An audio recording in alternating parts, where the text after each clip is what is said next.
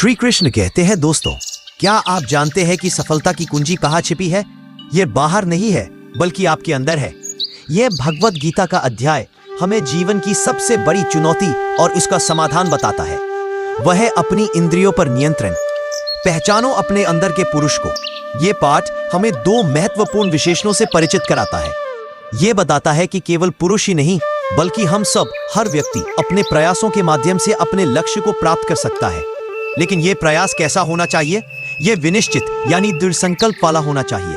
याद रखिए, हमारी इंद्रियां और मन हमें लगातार बाहरी विषयों की ओर खींचते हैं। जैसे हवा नाव को बहा ले जाती है, वैसे ही असंयमित इंद्रियां मनुष्य के विवेक और बुद्धि को नष्ट कर देती है। इसलिए हमें चाहिए कि हम दृढ़ता के साथ अपनी इंद्रियों को विषयों से हटाकर अपने परमात्मा के ध्यान में लगाएं। स्थिरता ही सफलता का आधार, श्लोक कहता है। अर्थात जो साधक संपूर्ण इंद्रियों को भली भांति वश में करके समाहित, एकाग्र और ईश्वर परायण होकर बैठता है, उसी की बुद्धि स्थिर, प्रतिष्ठित होती है। सोचिए, जब आप किसी बड़े लक्ष्य पर काम कर रहे होते हैं, चाहे वह कोई प्रोजेक्ट हो, परीक्षा हो या कोई व्यक्तिगत सुधार, तो सबसे बड़ी बाधा क्या होती है? भटकाव। ये भटकाव हमारी इंद्रियों से ही आता है। आंखें हमें अनावश्यक चीजें देखने को प्रेरित करती है, कान हमें गपशप सुनने को मजबूर करते हैं, मन हमें भूतकाल की चिंताओं और भविष्य के डर में उलझाए रखता है। हमें इन सभी इंद्रियों को, यहां तक कि मन बुद्धि को भी नियंत्रित करना है।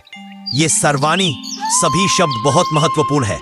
इसका अर्थ है कोई भी इंद्रिय अनियंत्रित नहीं रहनी चाहिए। एक कदम आगे बढ़े, जब इंद्रियां संयमित होती है तो मन शांत हो जाता है।